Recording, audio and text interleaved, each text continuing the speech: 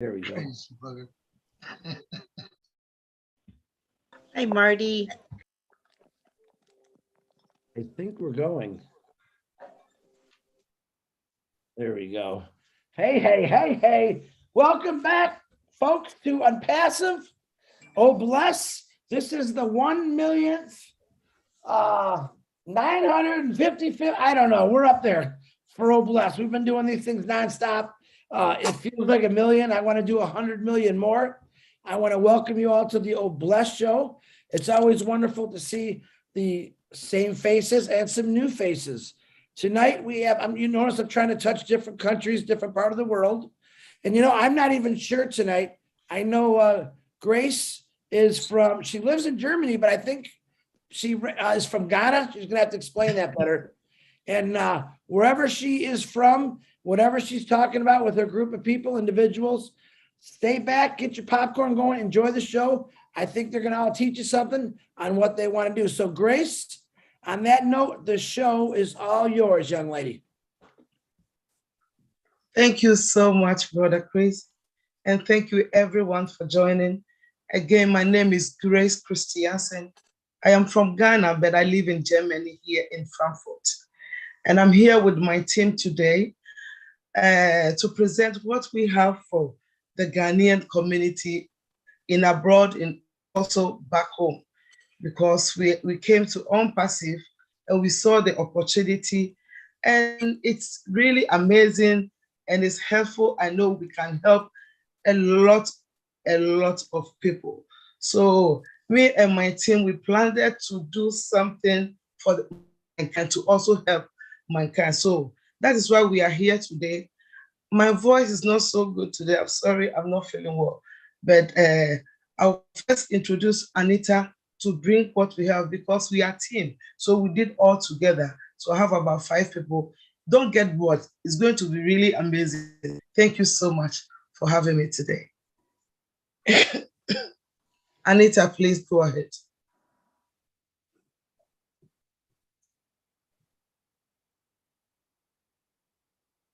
Anita, unmute yourself, please.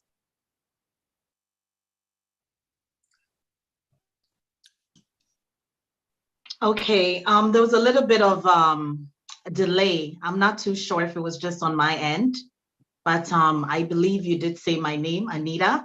My name is Anita Aboa J. Just to clarify, the last name is Aboa J. I reside in Canada. I am part of the Team Ghana, Yes Go Unpassive. And today I am here to bring you a presentation about the things that we would like to do for Ghanaians abroad, as well as Ghanaians back home. So the first thing that I would like to talk about today is affordable housing in Ghana. And it's an urgent concern despite the growing in the economy. Income failure, such as people not being able to have wide range of jobs available to them. So we decided to include affordable housing on our list of things that we would like to include on our OBLESS. There is a huge housing shortage, a lot of homelessness, especially with people migrating from the rural part of Ghana into the main cities. So it is very crowded in our main city, which is Accra, Ghana.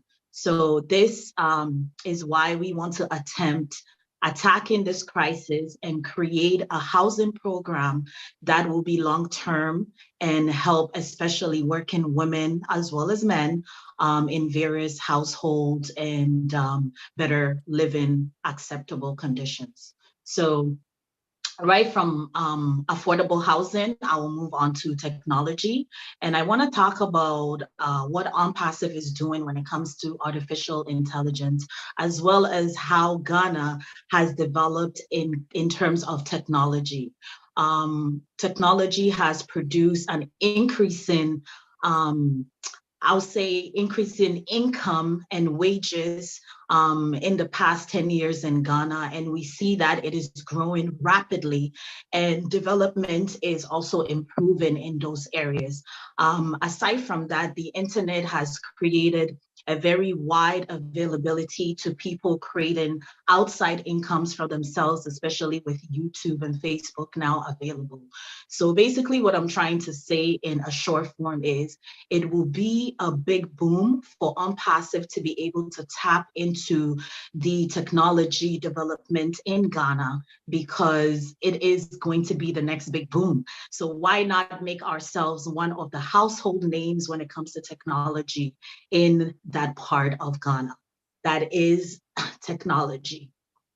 The third thing that I would like to talk about today is financial education. So a lot of us know, even here in the West, financial education is not something that we are really familiar with.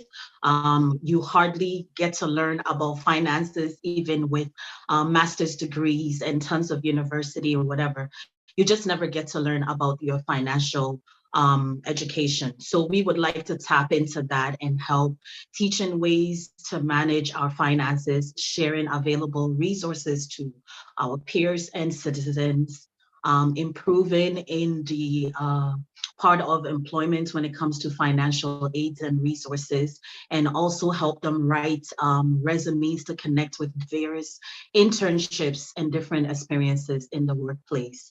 Aside from that, we will also like to do small business startups. That is all part of the financial market, and help small businesses attain a business startup for themselves. And we believe that this will make life more manageable and more easier for various groups of people. I'm going to add rural Ghanaians face a lot of challenges when it comes to accessing quality education. It is also another thing on our list due to so many families focusing on the things that we have on the land, like the materials that are available, especially when it comes to like fishing and farming. Majority of families tend to focus on making sure that their children are part of their businesses. So it just makes it very hard for kids to go to school, especially in rural Ghana. And with this, it's because of incomes that are not available for these families. So what they would do is they rather send their children to work so they can make money to support the families. So due to that factor, we also want to implement education and building school infrastructures for young children that are not able to receive the best education that they need to advance in life and just to be better citizens in their community. So we want to help in supporting education initiatives, as well as infrastructure that will include renovating various schools that are already been built, or helping classrooms and supporting teachers with basic foundations that will help them to be more knowledgeable to help these children and their futures. Aside from that, we want to give every child an opportunity to be able to just have that opportunity to say, you know what, at least I got a chance to be educated, and now it's up to me to take that to, you know, greater means or greater ends. So we believe that it's very, very important, especially education. And this is something that Oh Bless Ghana will be able to help focus primarily in that area when it comes to schools for kids. So I'm going to pass the microphone over to the next person in line. I hope my presentation was clear. If you do have any questions for me, I will be more than happy to answer them after the presentation. Thank you. Wonderful, Anita. Go ahead. It's your show, Grace. You run it. All right. Wilhelmina, please, can you unmute yourself? Thank you. My voice. Hi everyone. This is Wilhelmina. Hello. Hi, we can hear you. We can hear you. Please go ahead. Yeah. Hi, good evening, everyone. This is Wilhelmine. I'm from the US, and I am presenting myself to Oblast because, as my sister already said, I am in with this Oblast and OMPASSIVE to present to you guys, everybody here, about drainage system. The drainage system in Ghana is very, very poor. It happens, it goes up and it comes back. In a way that when it's rain, we all know when it rains everywhere, sometimes it's flooded. But our drainage system is not that good. So we will help out by giving us a good drainage system so that at least when it rains, it will not flood too much to people's homes. People die from it and bring diseases also. At the same time, we are presenting ourselves to help Ghana bring a good. Can you guys hear me? I think I don't know. Hello? Yeah, we can hear you. Okay. Agriculture and farming project. Agriculture, when it comes in terms of agriculture, we have a good soil, but planting and food agriculture problem is a little problem to Ghana because we don't have a good place to store the food. So we lose a lot of fresh food, go waste. So we are planning, if we Oblast help us go throughout, we are planning to help store good food for good people, especially with the health system for the schools and everybody to get good food to eat. Especially when it comes to good food, when you do good food and you plant good food, the soil and everything is rich in Ghana to produce good food. That the place that we have to store it is a problem. So we want to tackle on that too. And at the same time, we are really thinking about another big project that we want to do when it comes to Ghana, bringing people together with the innovative ideas. People have a lot of ideas in Ghana, but bringing them together so that they can bring it out is a problem because of a poverty rate that we have. So when Oblast and OMPASSIVE that we are in to join together, we know with that we can bring people together with innovative ideas. And it's not like it's going to be only in Ghana, it's going to bless the whole world too. Because if your people have a good ideas, and education wise also comes in when you have a good ideas, you can bring it out and share it. You cannot keep it to yourself because Oblast is not keeping it to everybody, to himself. That's why OMPASSIVE is here. So we are going to bless everybody with a good ideas also, who have a good ideas to bring it on board and we bring it out. And our next one is to, okay, I already see where to start with, yes, to improve our projects going on in Ghana. A lot of project goes on in Ghana that is not really improvement. So with OMPASSIVE and Oblast, I know we're gonna bring it out for people to help people also to improve the ideas and the project that they have. This is what I have to offer. Any question if you ask, and I'll answer you later. Thank you.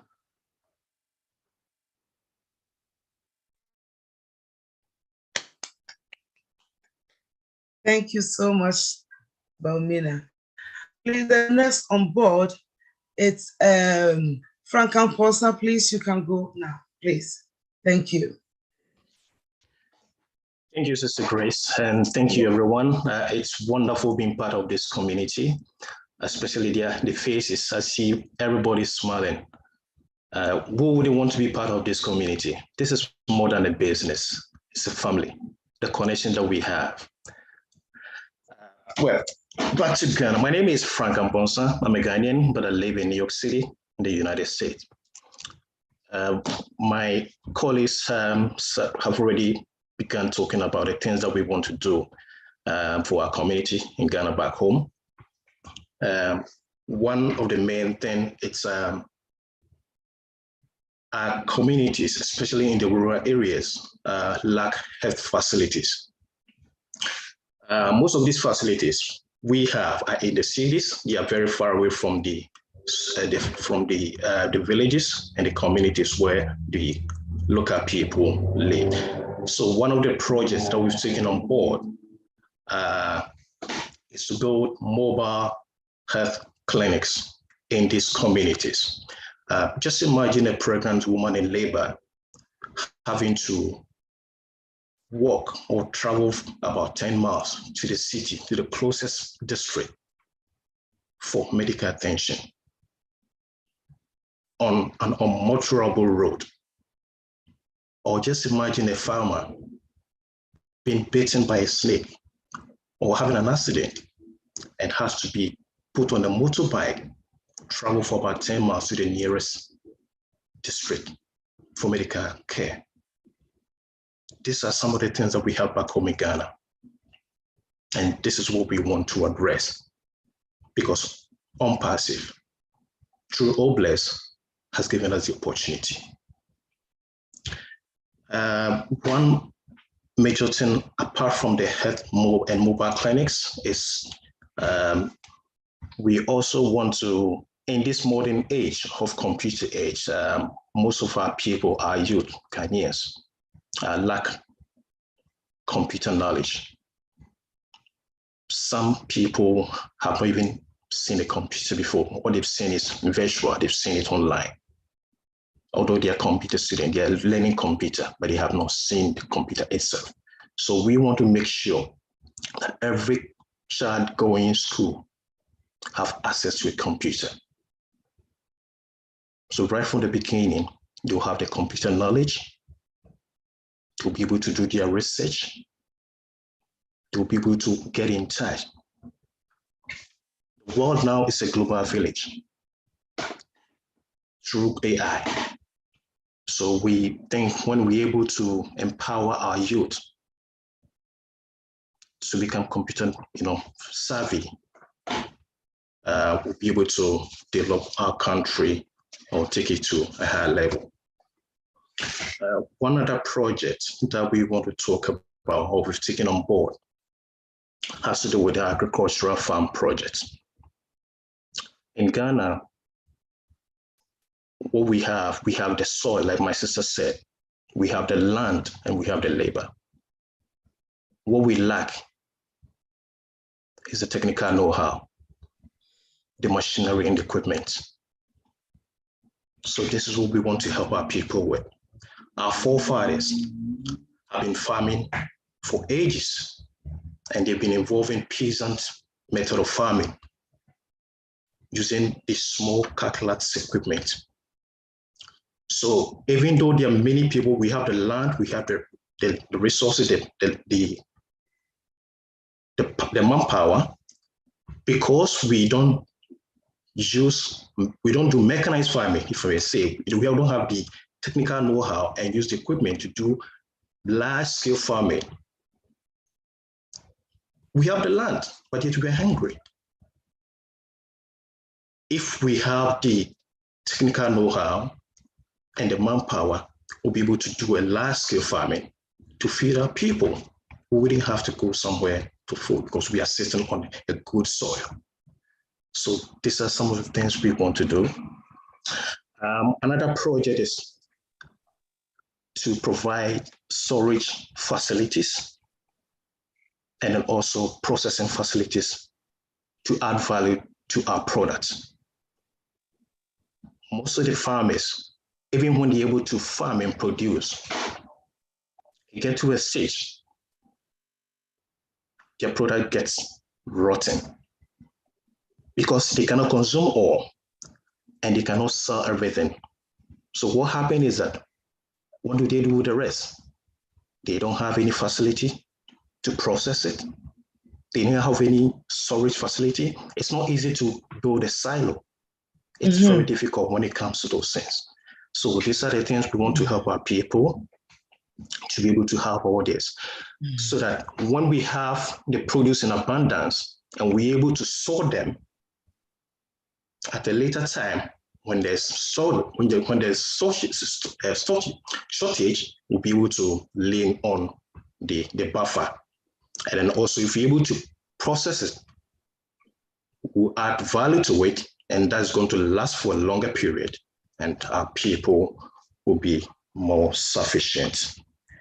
I believe this is what I want to talk about. I'll leave the rest for my colleagues to take it over. So Mama Grace, over to you.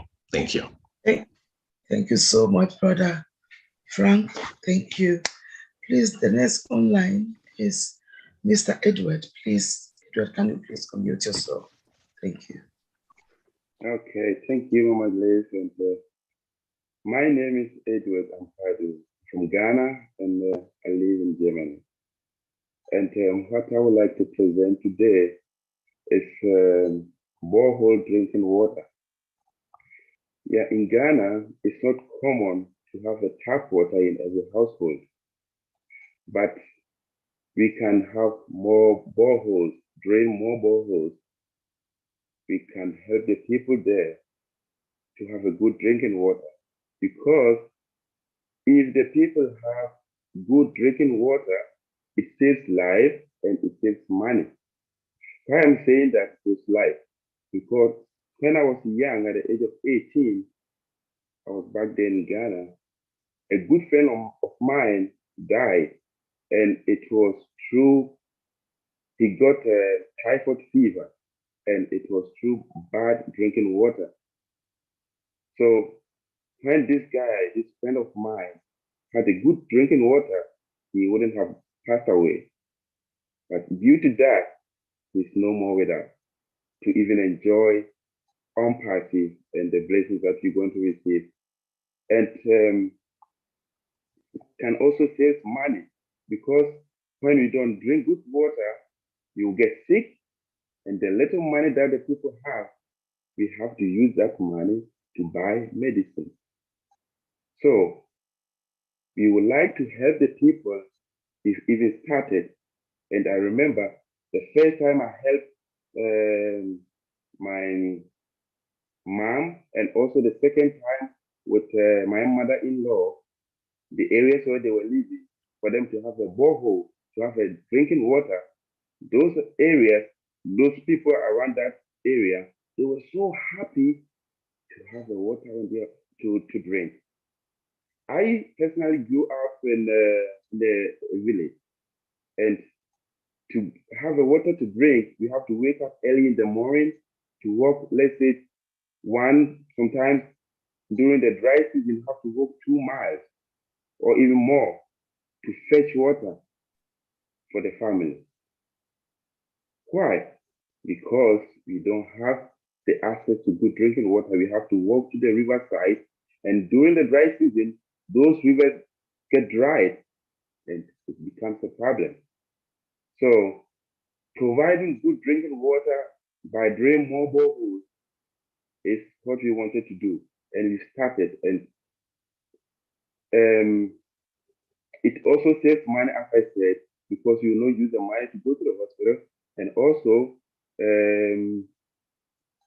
one thing that we also want to say about borehole drinking water, in Ghana, everywhere that you drill, you have the water. There are some areas you just have to drill 20 meters, even less, the water will start coming. So all what we need is to drill, and in some areas where there is no electricity, we can use the manual pump on the boreholes so that we can have water to drink. Where we can use pumps so that they can pump the water and have good drinking water. And also, secondly, what I would like to talk about is electricity or solar or any technology that will be helpful and less costly for the people back home. Because, as I said, when I was young, I grew up in the village, and when you come from school in the evening, you want to do your homework, but there is no light at home. And the little money that your parents have, you buy kerosene to light the lamp. but your mom or your dad will tell you, please put it off because we are going to use this kerosene for the next 2, 3, 4 days. And you want to stay with it to do your homework. You cannot learn. So you have to put off the light, the lamp that you have. So electricity, solar, or any technology, and I know with OnPassive, there's something better coming out. There will be a way, and I know I'm 100% sure with OnPassive, we can have a way to help the people to have electricity with less cost. And if those in the rural areas have electricity, it can also save life and save money. So these two things, it's on our heart, it's on my heart, and we want to help because I didn't have it when I was young. And when I grew up, when I left the village, I see how good it is to have a good drinking water and how good it is to have electricity to do your daily things. So here is what I want to present. And if you have any questions, please feel free to ask me and I will be so happy to answer you. Thank you. Mama Grace, please take it from there. Thank you so much, brother. Thank you for your voice. The last but not the least, I have here our sister, is it Wamina?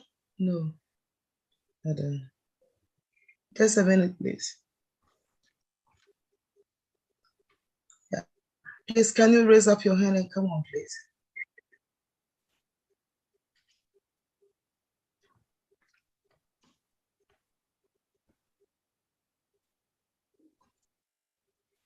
Is it Georgina?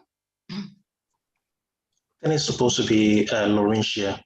Laurentia. Hello. Good evening, depending on American time, wherever you are, good day, and God bless you. Thank you for having me on the program. My name is Laurentia Tsukwe, and I reside in New York City, US to be specific. And my topic is on prison and then the roads of Ghana.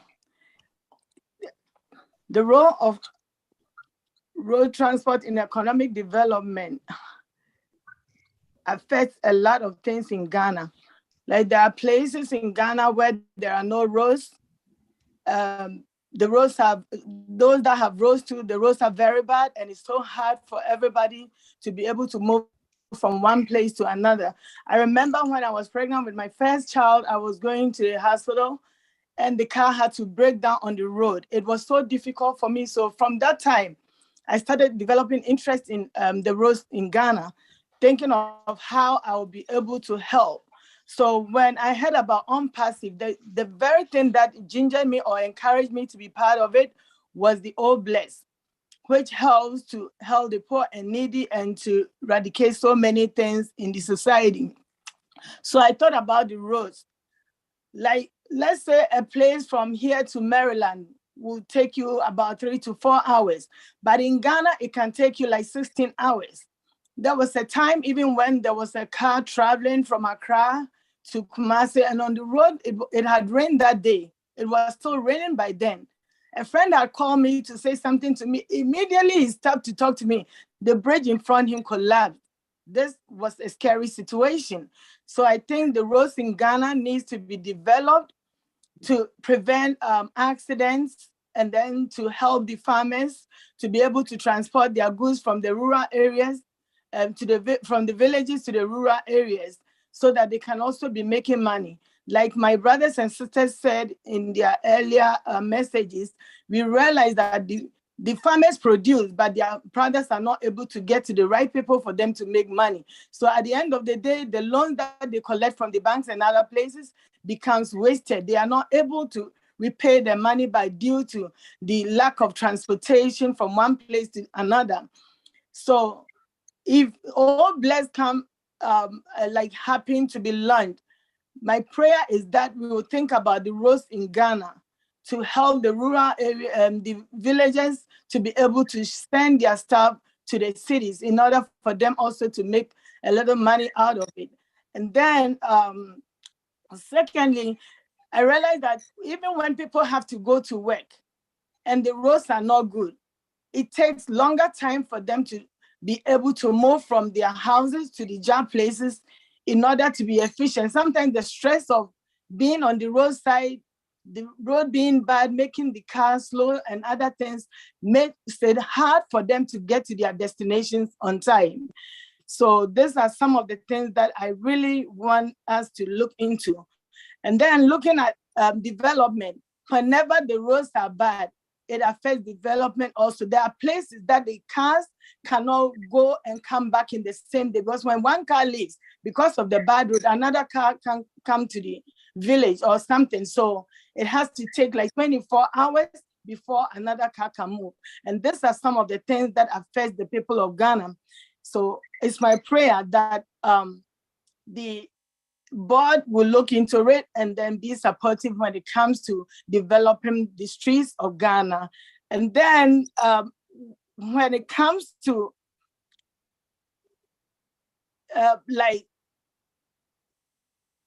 give me 1 minute. When it comes to like the infrastructure situation, improving physical accessibility and all other things are also a problem. This transportation system prevents the enhancement of mobility, and it doesn't improve any welfare. But once the roads are developed, there will be improvement in welfare, there will be improvement in mobility, and there will be improvement in development, and production will also increase. And then I want to talk about the prison system also. The prison system in Ghana is so bad, it's so terrible. Some people are in prison not because of what they did. Some have been accused of wrong stuff, but they are in the prison. But this situation whereby they put all of them together and then punish them in a way that tortures them and then give them mental problems because of the way they are packed in one room. Like in one single room, you can have like thousands of people sleeping. Like you can't even turn, you cannot move, you cannot do anything. They use the bathroom in the place where they sleep. They eat where they sleep. They do everything at where they sleep. And it becomes very difficult. They are not being taught on what they can do to prevent them from doing bad things, but rather they take them as punishment and punish them uncontrollably, giving them slaps and punishing them from not giving them food. Sometimes they go without taking even a bath. They don't train them on what to do in order for them to be able to develop themselves, to go out there and to become a better person. And this becomes like a torture on their brains, and it affects them when they come out. I know one person who was very innocent about the situation that he was taken into prison for. But at the end of the day, when he came out, he became mentally retarded. He wasn't able to function again. At the long run, this person died. And after he died, they realized that whatever accusation that they had on him wasn't what he did. So I think we have to come up with something good that will help the prisoners to get a little training so that when they come out, they'll be able to be a better person or people, and then be able to do something like train them to be able to write their GEDs, go to school, even in the prison, a little education here and there, like carpentry, sewing, or farming or something, that they'll be able to have something when they come out. So these are some of the things that I looked into. The prison system is very bad. They don't have bathrooms, they don't have good food, they don't have proper care, and the structure there is terrible. Everything smells in there, and like they get whenever there's a pandemic like this COVID, everybody in the prison will not be able to survive due to the way they are being handled and the way everything is crowded around them. So I think we have to do something to develop the prison system in order for them to come out as successful people, in order for them to know that they can do something better for themselves without going to jail again. Thank you.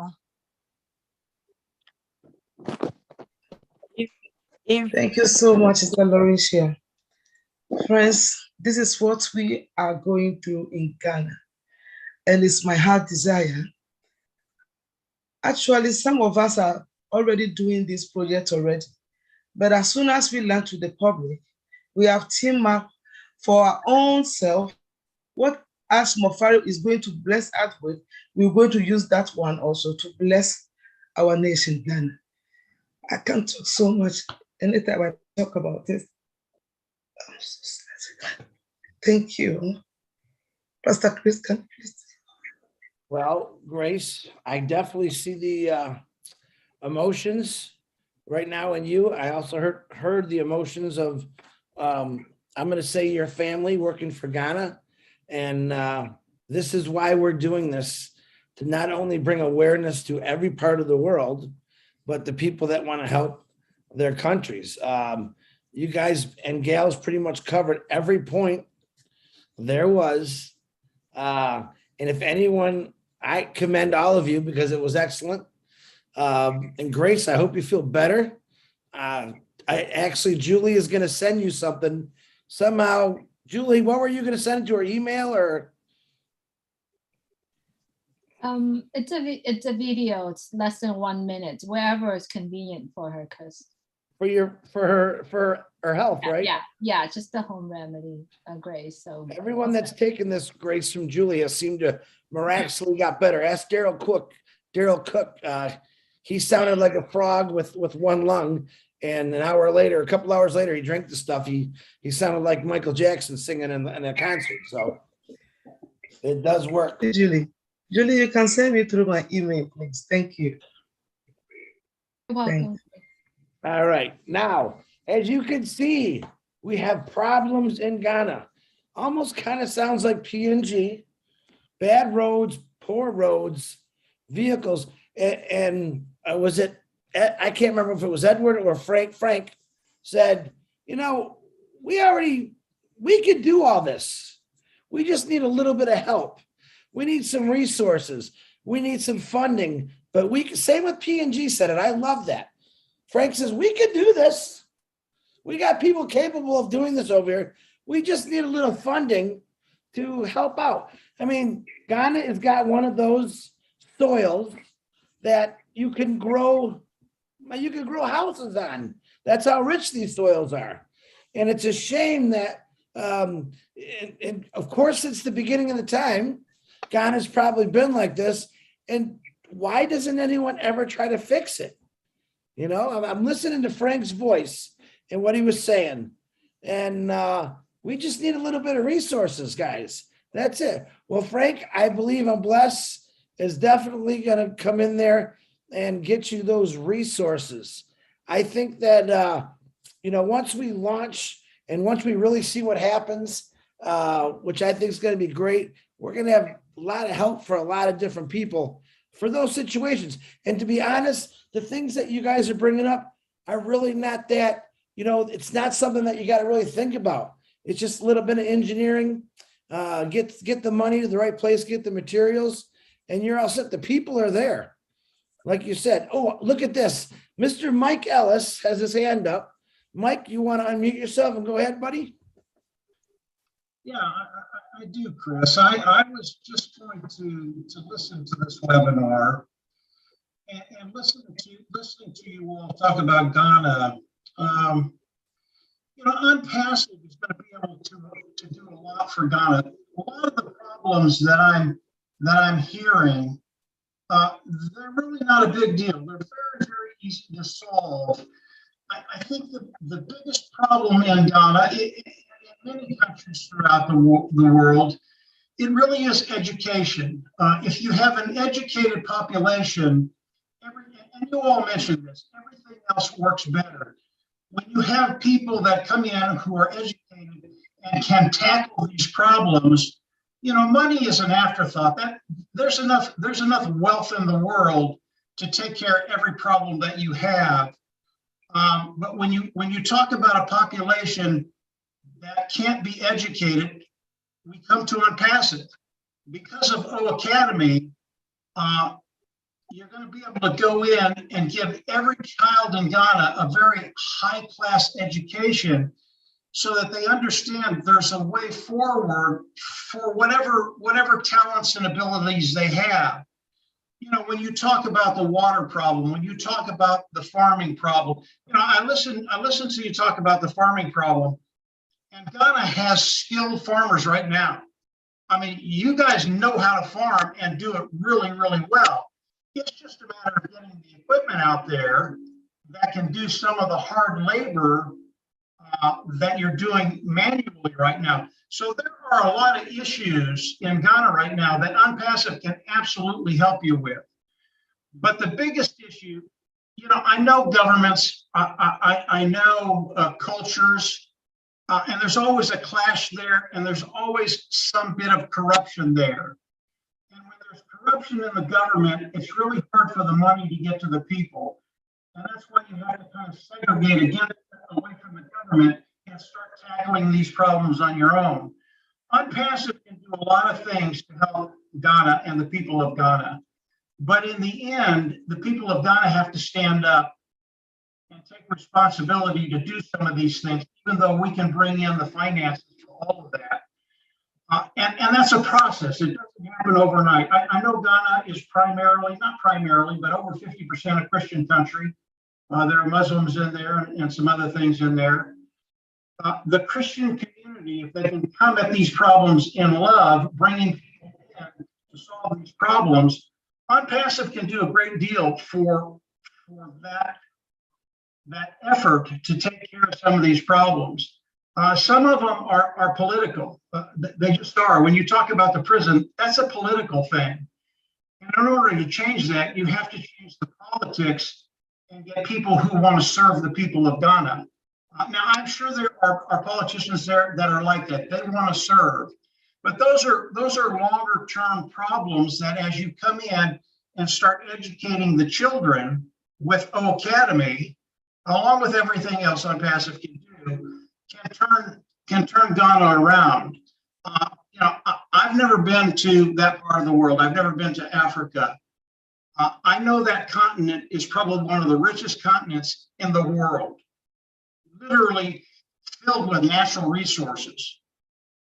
And yet, it just hasn't happened yet. I think UnPassive can get us moving in the right direction to not only help Ghana, but to help, like Chris said, a lot of other countries that have some of the similar problems, and get them on the right direction, bring in resources that they can use.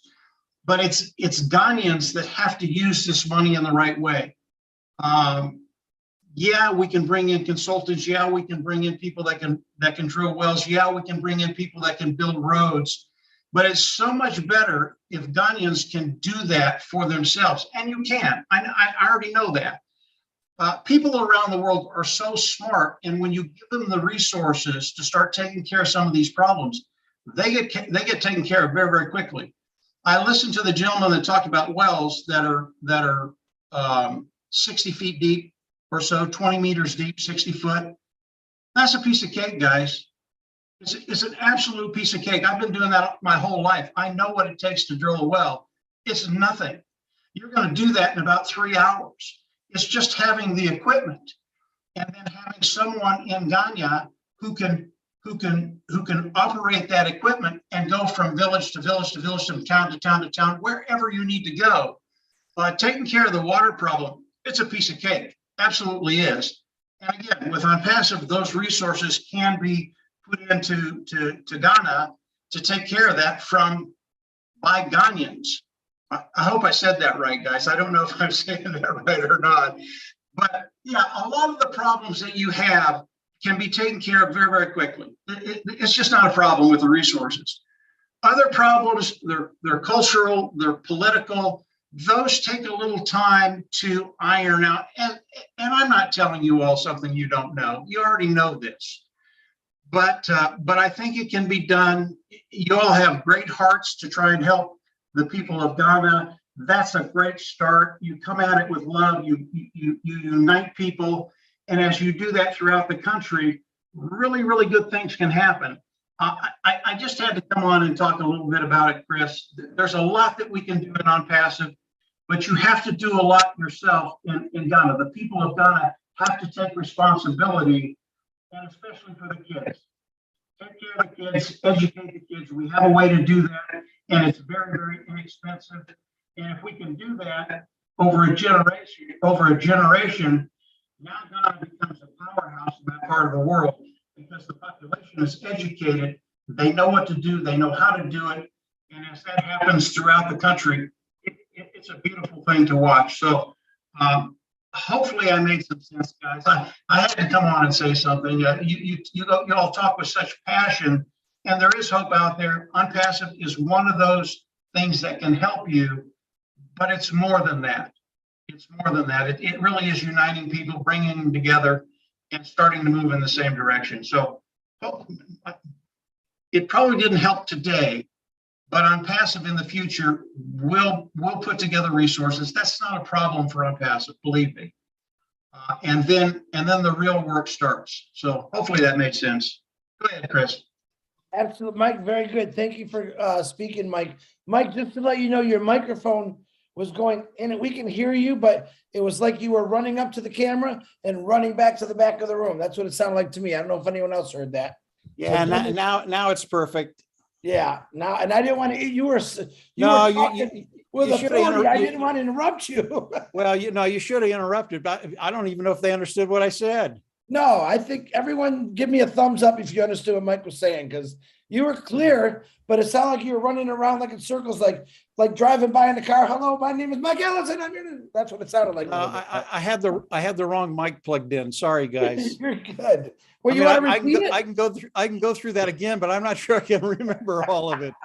Here, I'll tell you what you said. You Well, actually touched. the one thing I want to relay, there's a great deal of hope out there. Unpassive is part of that hope, and things will happen as we go into the product launch to the global market, not only for you founders, and you're going to have a lot of apples to help out with these problems too, but with all the founding members, there'll be plenty of resources, believe me. Go ahead, Chris. Sorry. One thing they did touch on, every one of you touched on, especially the ladies, about what Mike talked about, is teaching the younger generation. You know, every one of you made that point about educating the younger generation, which really is the key to success to the rest of the world. I mean, us old guys, we talk about it. We want you young kids to, get out there and do a little bit of the work, because we've gone through it. Our jobs is to make it better for you, and your jobs is to make it better for the next generation. So the more we educate our youngsters, and I'm saying young kids from an early age is a great thing. So, but education is a key to many successes. If we can pass these great things down to these kids, no matter what country you live in, that, kids are like sponges. They hear everything and they learn everything. So it is a great thing. But Michael, once again, thank you very much for talking. I appreciate you. Well, we got some hands up here. All right, Miss Julie Wen, go ahead and unmute yourself. Hi, hello everyone. Sorry, Chris, I did not notice I put my hand up, but I'm gonna say it, that our CEO, Mr. Ash Mufarad, has created Unpassive, I believe, for the younger generations, for the future. So I believe education is something that is the core of the next generations. I'm so glad that all of our friends from Ghana, from all over the world that talk about Ghana, and we appreciate that you are bringing the awareness to all of us about how we are dealing, how people are dealing with around the world. I believe if we are completely 100% plugging into Unpassive, as you are passionate about the charities work that you are planning to do, focusing on what Unpassive is creating will eventually making the biggest impact on what you are doing. I believe, all of us know that when Unpassive launches the world, the values that we are creating, money is no longer a subject. It's how many people that we are all influenced to take part of your projects, to take part of what you are doing. I believe highly that Unpassive, the Academy, all of the products will help with all the projects that we are putting it out. It is now time for us to focusing on bringing that awareness. And thank you, Chris, for bringing all the guests, that bringing up awareness, not only in the US, not only in Europe, but everywhere around the world. But speaking in terms of that will help us, all of us, aware of some of the projects and some of the issues that are happening around the world. And once OnPassive launch, I believe the people in OnPassive will make the biggest impact around the world.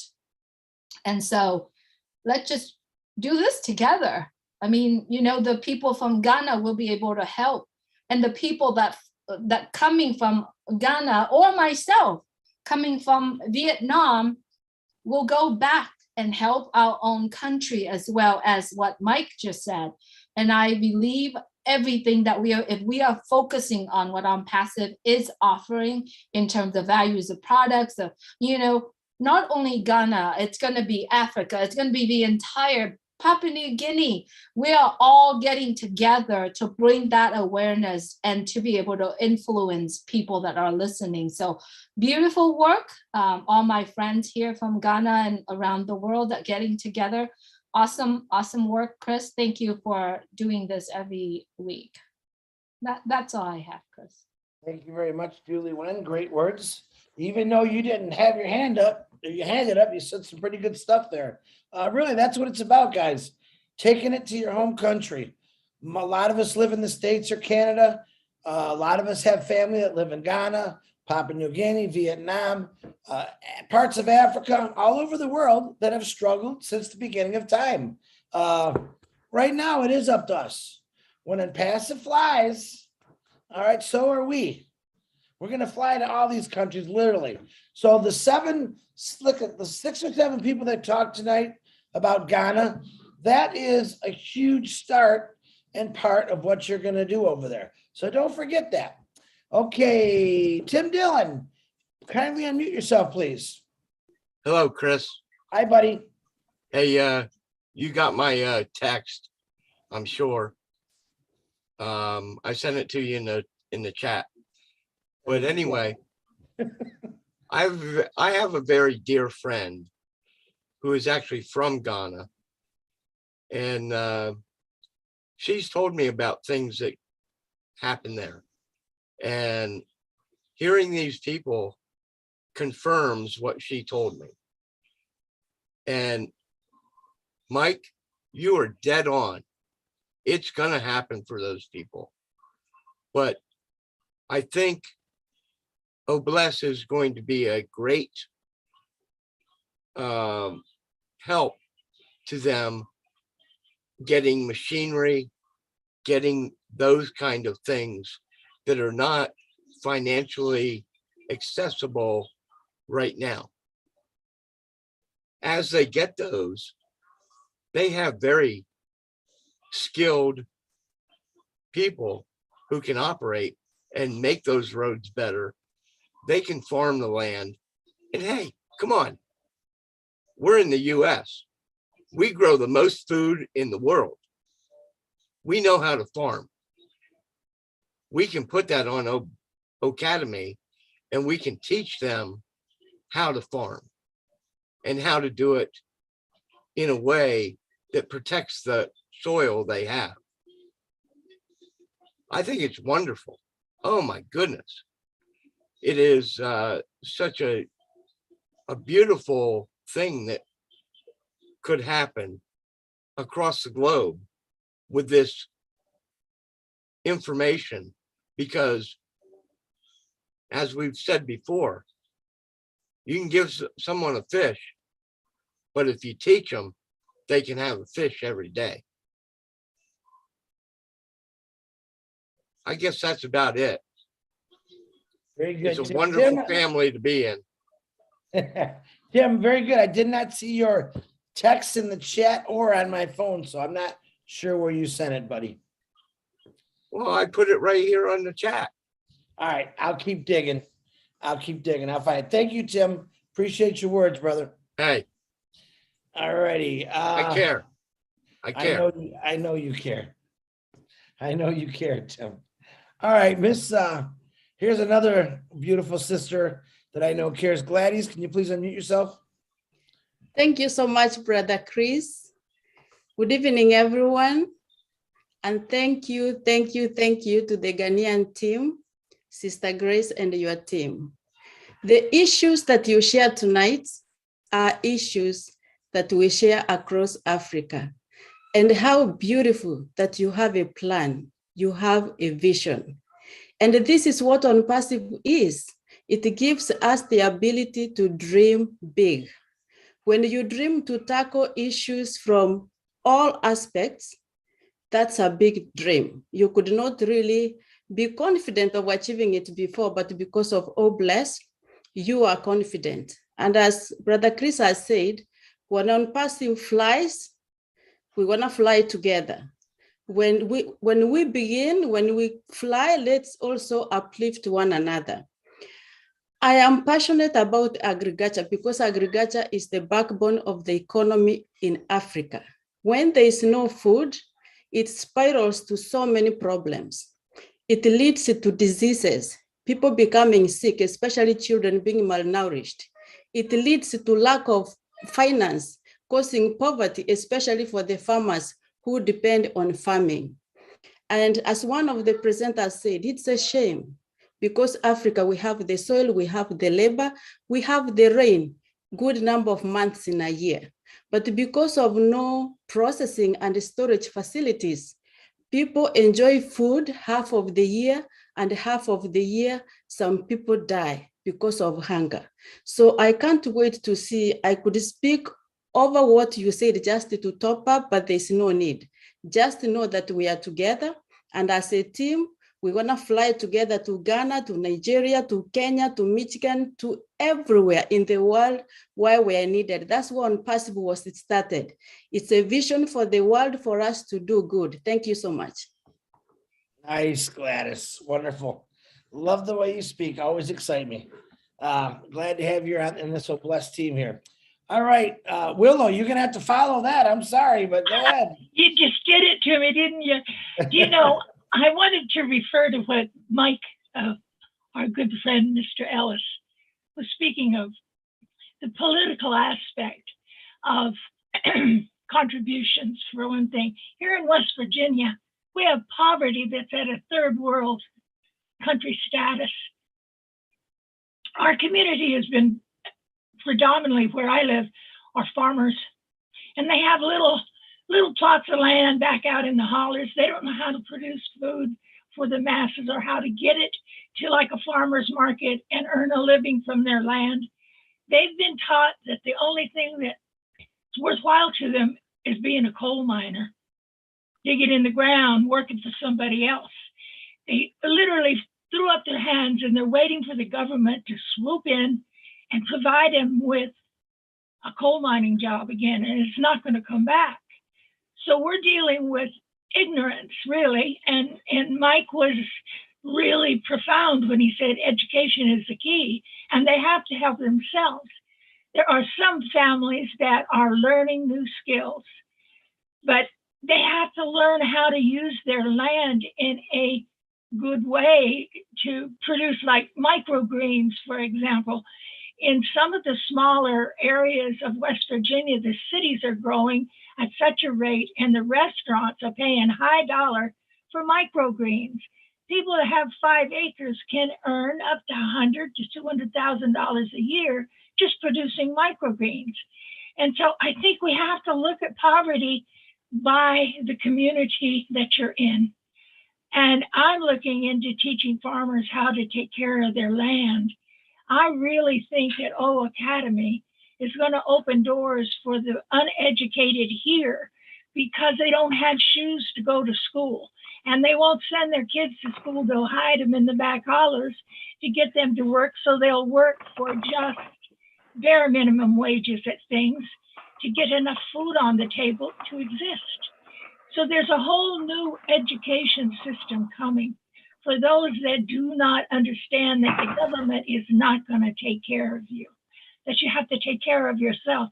I know that sounds terrible. When I look at Ghana and I look at all the other countries and the water problems here are due to the government and blasting our wells. Our well water is just useless. You could dig to China and it's still polluted. And the same with Flint, Michigan, for example. But there are resources out there that are going to really, really cover these large problems. And that's another thing that Oblast can do, is get the financing for water reclamation, for wind, solar generation, for out on the farms where they can take care of themselves. We have a lot of rural people in West Virginia that are good to the bone, but they have no idea what to do. They've been coal miners all their life. They work until they don't have any lungs left. And they want to go back to that because it's all they know. So there's a great deal to do for all of us, not only in other countries, but right here in the United States. The poverty is beyond belief. And we're going to make a difference. We're going to make a difference because of our hearts. Every one of us on passes are motivated to help anybody. I hear Marty say, I'm going to go and help my neighbor.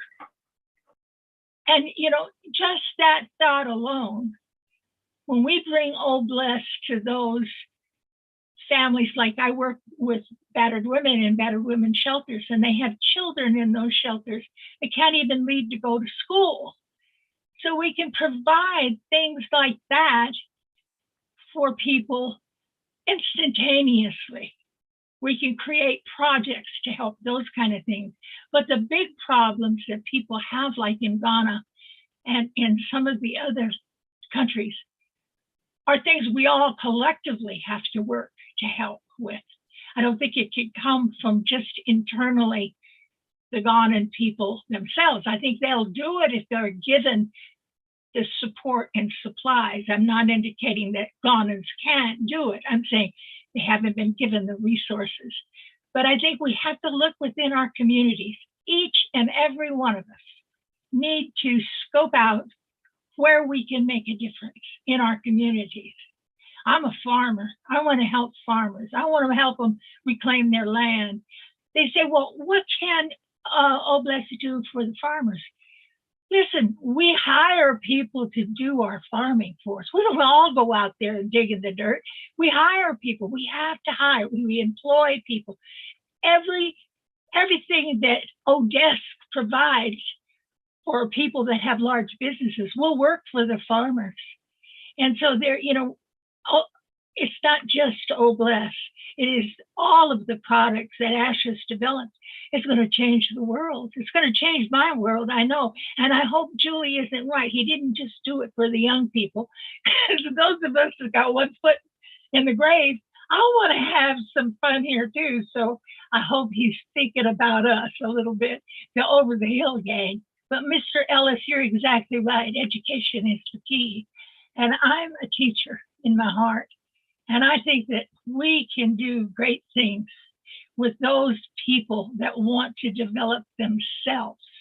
We can use Oblast to help people rise up. And that's what I hope we all look at our own community one by one and get together, say, my community needs this, and then go out after it. Marty said it. Listen, go to the people that already got their hands on the problems, and then you'll find your insights for what you can do to get started.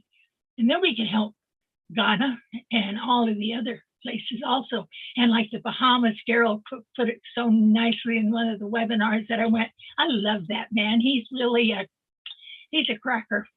I would hire him in a heartbeat to run my business. But needless to say, I'm talking too much, but I want to say to Frank, he touched my heart tonight. I had to turn off the screen because I get all weepy when I see people that are so sincere and so honest in their heart to help someone else. So my hat's off to all of you from Ghana. You did an excellent job and you opened our eyes to the need, and that's important. So thank you. And thank you, Chris, for having me tonight, darling. Well, I love you for that. I love I like how you said Mike Ellis and the Over the Hill I wasn't including Mike in that. Mike's still young. Listen, I'm talking about us. I hope I'm as good a shape as Mike when I get to be Me too. 96 years old as he is, but I like that. Julie said no, not just for the kids, Willow, it's for everybody, especially us over the hill folks. So thank Yeah. you very much, Willow. You're welcome. Thank you for having me. You honor me. But Willow, isn't it amazing? I mean, Mike Ellis, 96 years old, he looks Yeah, really he's good, doesn't looking he? pretty damn good for his age, isn't he? I gotta mess with it once in a while. Sorry, Mike. I'm just having some fun. At 96, Chris, I don't forget anything. I got a lot of people that's been telling me that. I'm starting to get a little nervous here. Okay, and oh my goodness, Marty DeGarmo had his hand up. Marty, please unmute yourself. Let's hear what you got, brother. Yep, I wasn't going to talk either, just like Mike. Education, no doubt, is a big deal. It hurts my soul to see people on the same planet as me living in conditions that people in Ghana are living. The really sad part of Ghana is their natural resources are amazing. They have gold, they have diamonds, they have oil, they have lumber, timber, they have oil, they have everything you could imagine. The problem is 99% of the wealth is going to about 1/10 of 1%. And everybody else just crap on them. Now, I believe in education too, but I want to tell you something. And this was brought up many, many times. Willow brought it up again. If you get to the people that know, and I heard people here that know what needs to be done, and you give them the resources, let me tell you something that triggers from blessing somebody. It's contagious. And that little boy and that little girl in Ghana, when they look over and they see all these people working and things are getting better, and they see a blessing, they'll never, ever forget it.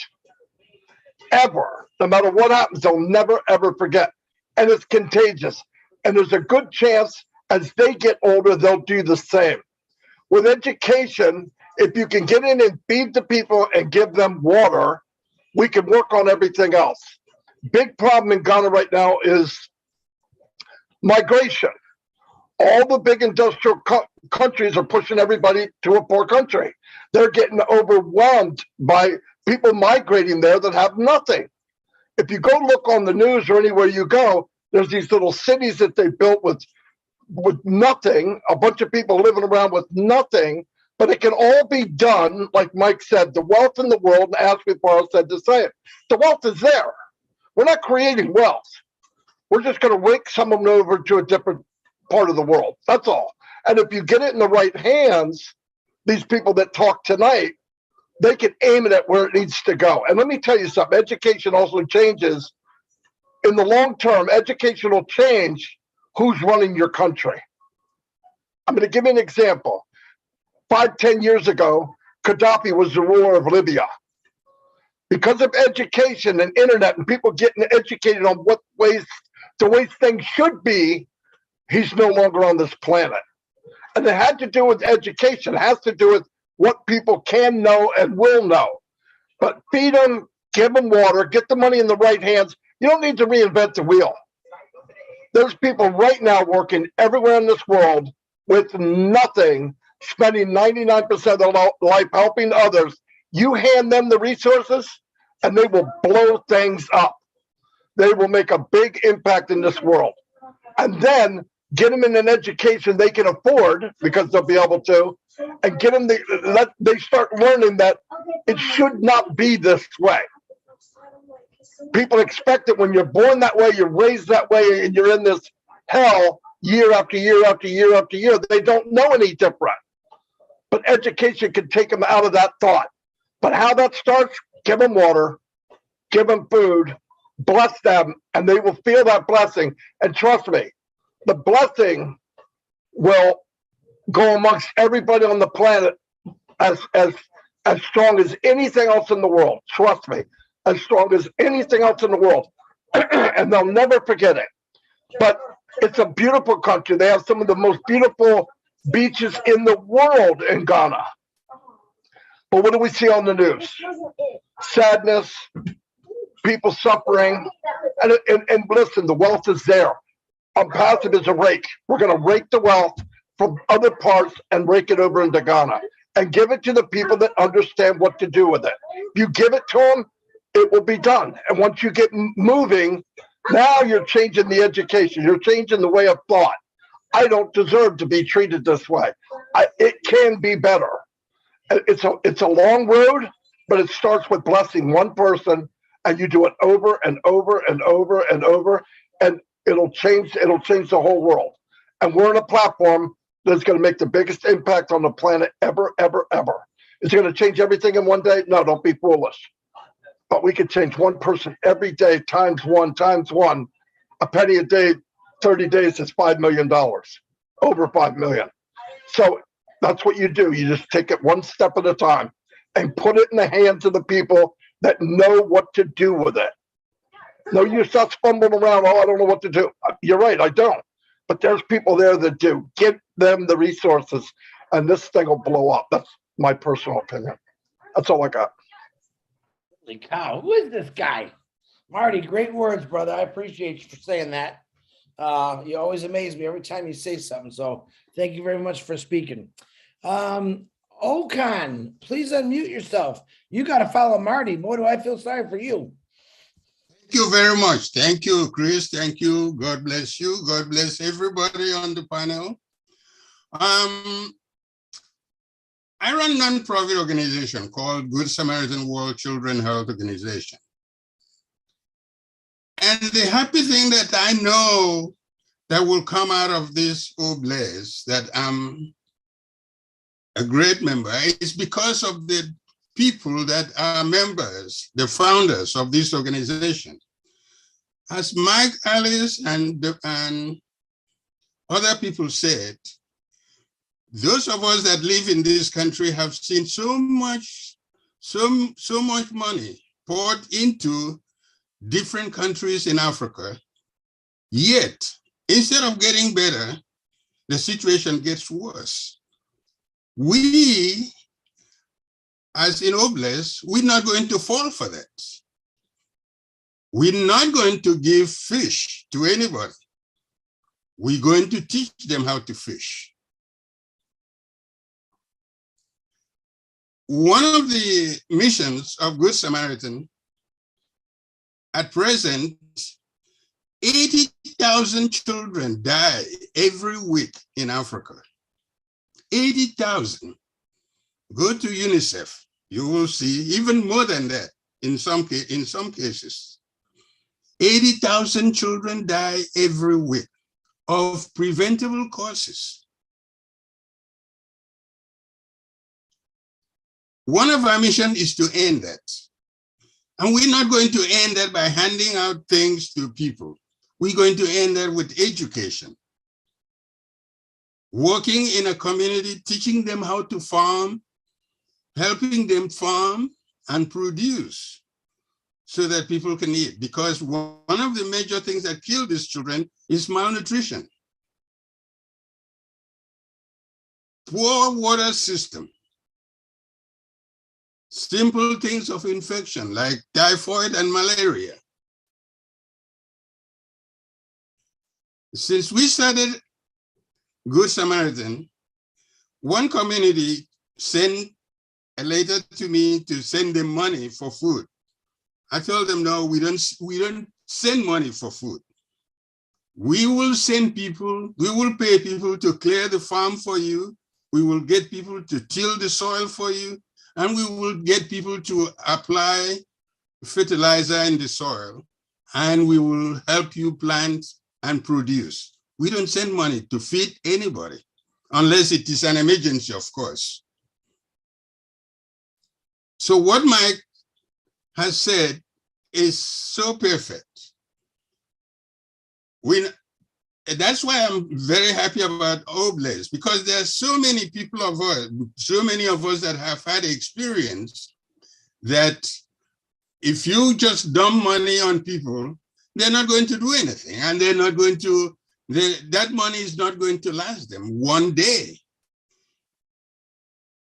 And that's why the O Academy is going to help, because a lot of these people are going to learn how to farm. They're going to learn how to make simple things themselves and help themselves. That's where we come in as an organization operating in Africa. That's where we come in to help them start up their own business, use their knowledge to produce. This is where we're going with Obless. Obless is not a handover thing or giving things to people. There was a time a shipload of rice was sent to some country in Africa. The president of that country took the whole shipload and sell it. We're not going to fall into that trap as Obless. No. So that is what I have to say. Thank you very much for giving me the opportunity. You're welcome, Okan. I agree with you 100%. You know, the sad thing is we see all these, when I used to watch TV, the ads would come on and they would show little kids in Africa that are bloated or with a real sad face, flies flying on them, they're starving, they're hungry. And I've watched these for many, many years in my life. And I'm thinking, all those years, all those up, $19 a month will feed, 20 kids. Exactly. And then I hear what you're saying that, yep, food found in a warehouse, not even close to where it was supposed to go, rotting away. And the people that started the foundation turned it into a business and they turned it into, hey, they got what they want. Let's take the money and go. You're right. That's not going to be a passive. We're going to have a lot better organization. All right. We're not just going to give people money and say, hey, there you go. Mike touched on a lot of good points. Again, education. We don't just say, hey, we'll say Sydney in Australia, I'm sending you $2 million to rebuild that city. No, that's not how it's going to work. I'm not going to say, oh God, I'm sending you $2 million to help fix these people that are so corrupt over there. All right. I probably could send Okan $2 million because just by how I trust his voice, I was talking, but you know what we're talking about. Enough's enough. We have a company right now. We have regular people. We're not millionaires and billionaires yet. Okay. And I say that with the quote signs coming up there. We are responsible for our own destinies. But why can't we be responsible to change people's destinies that are a lot younger us and cultures and everything like that? So Okan, you brought up some great points. You know what I want to see? I want to get rid of all these little commercials of these little children. They look hungry and their flies are on their face. How about we put the kids that they were supposed to save with the $19 a month and say, look at these kids in school. They got books. They got food. They don't show you that because you know why? They don't get that out of the $19. A lot of it is it's just BS stuff they show to get some kind of money going somewhere. But technically, we're going to do a lot better. And I promise that is why, Chris, I changed the name orphans. We don't call children orphans because nobody is really an orphan. If you step into something and try and fall, you don't call your father or your mother. The first person you call is, oh my God, what happened? That means you have a father and mother. Right. So we changed the term orphan because orphans in some African countries is to designate those who eat the debris, the leftovers that are not good. Those are the orphans. The money that you send to help orphanages and all kinds of things that they set up there doesn't get to those children. Those children are not sent to school. So we change them. We call those children children of hope. There are no more orphans. We don't call anybody orphan so that you can give them some dirty food. I've been a physician for 30 years, and all those 30 years I've worked as a volunteer and a humanitarian worker. I studied everything and I put everything together and I started Good Samaritan World Children Health Organization to change. The organization is a change. We call it one love because nothing else works but love.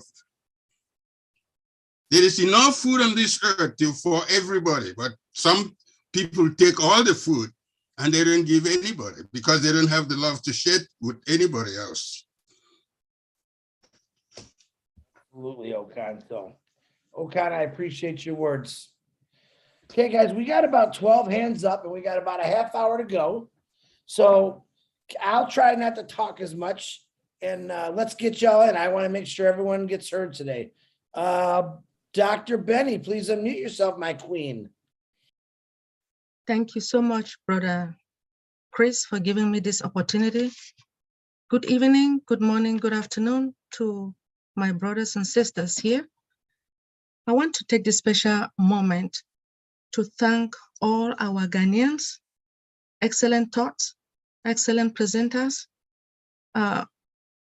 Because of what you guys have noticed, what has happened or what is happening in Ghana, to tell you the truth, it is happening all over the globe, especially in Africa. And what I have noticed is that the president controls everything in all over the globe. I'm talking about Africa. So my question is this: with all the projects that I have noticed that Ghanaians have, I'm wondering why nothing is changing with all the projects. Now, what I noticed about, or what I heard about education, as everyone knows that it is very important, especially for our children. Education is the key to success. Without education, to me, I am nothing. To be good is not good enough. You have to exceed expectation. So these children, they will need this education. They will need the school, right? They will need food, water, and everything. So do you think that, Obless, we do understand that because of our CEO, we have Obless, we have Academy. Now, do you think that with the resources that we have, do you think the government will allow you to build, let me say, the prison, build schools to our children? It's my own question, please. Anybody want to answer that question? Mike Ellis, you look like you're thinking real hard on that one right there. What do you think? You know, when you start talking about politics and culture, especially in this world, there's so much corruption around. And to take care of that corruption, it really takes the whole country to come together, the people, not the politicians, to come in and force change in a peaceful way, not violence, but in a peaceful way. And it's a process. You know, when we talk about education, you don't need a school to educate children. Can we get a ton of computers in Ghana? Absolutely. Can we get them in front of kids? Absolutely. And if you can do that, now we have the Unpassive Academy platform that can educate. How do you educate? I mean, how do the Ghanaian people want to be educated? I don't know. I know supposedly you live in a democratic republic and that the politicians serve the people. But obviously they're not serving very well because there's so much wealth in that country. I mean, it's unbelievable the amount of wealth, not only natural resources, but the wealth in the people of Ghana. We don't need to teach you how to farm. We just need to give you the equipment and teach you how to run the equipment. You already know how to farm. You probably do it as well as anybody around the world. So it's a matter of getting to the people, pushing the government and the corruption out of the way. And then as you educate the population, giving them a way forward politically to change the politics of that country. It's a really, really hard thing to do. I mean, Ash talks about this all the time, that there is a ton of corruption around the world in every country. It doesn't matter where you're at. I believe today that is changing. People are seeing what's happening and they don't like it. and things are changing to actually put the power back in the people's hands and not in government's hands. So it's a process. I think we can help out with feeding, like Marty said, with feeding, giving them water, making sure that you have enough to eat and you have enough to drink. And then from there, education, it will push this, it'll push the society forward, but it's a process. It's not something that can happen overnight. Unfortunately, I wish it could. I wish you could snap your fingers and if there was no corruption, there's enough money in Ghana right now to do everything that you've talked about, everything. And then you add on passive to that, there's more than enough. So it's a difficult topic. It's a difficult problem, but I believe with all the brain power that we have here, that you have in Ghana, there is a way forward to take care of a lot of these problems. Whether it takes a couple of years or it takes a generation, I don't know. I hope it takes a couple of years rather than a generation. And I know that can happen, but it really does take changing hearts. Those individuals that are supposed to serve should serve the people and not their own devices. So it's a tough question, Doctor. It really is.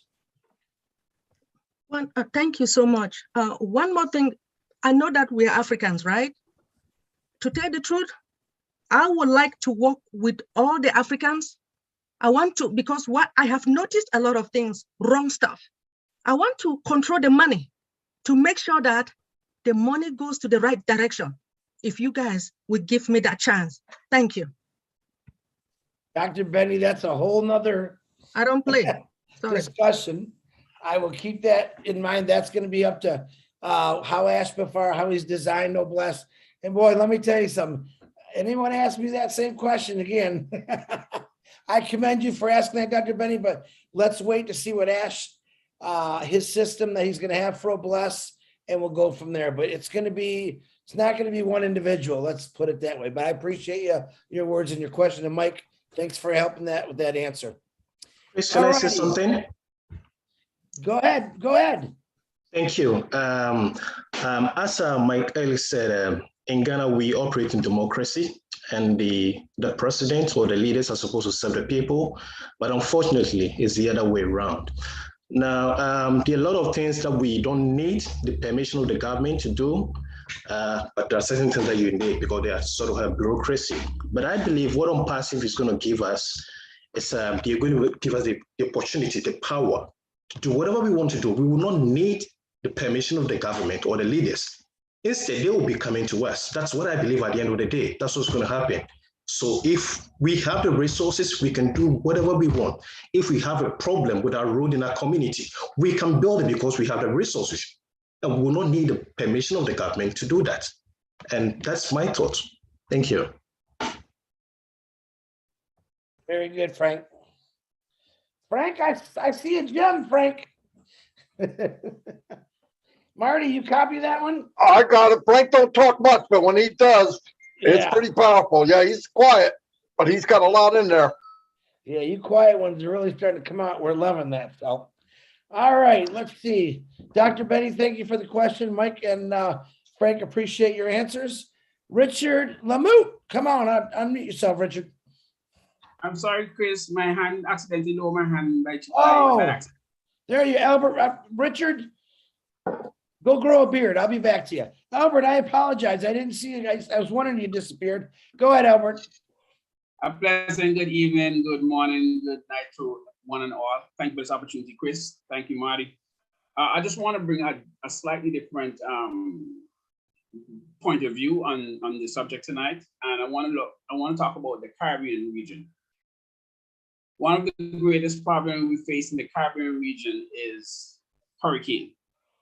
That's one of our greatest challenges, and we cannot get away from it. And over the years that I've been around, I've never heard any of the government, and we have changed government, and I've never heard any of them even suggest a hurricane shelter. What we have here in the Caribbean, in Antigua, during the hurricane season, the government would announce to persons living in low-lying areas, those are living in flood-prone areas, if your house is not stable, if you think it's not safe, make your way to the shelters provided. But what are the shelters? They have a church or a school as an option for people to take temporary shelter in during the hurricane season. Not only that, they then put the burden on the pastors for these churches to then ensure that your facility is worthy to accommodate persons that want to take refuge in the shelters. So myself and the team that we have here in the Caribbean region, one of our first projects that we want to do is to build hurricane shelters. I think it's crazy to think that in the year 2022, we still have big people, parents with kids, going and sleeping into a church or a school during a hurricane season. I mean, should something go wrong, they are at the mercies of the elements waiting for rescue from a church or a school. One of the other things that we want to do is that while persons are in the shelter during the hurricane season, that the food it's responsibility of the founders that are here. We're not going to put that burden on the government. We want to be the one responsible. While they are there, we'll take care of the ration, the food. That's not a problem.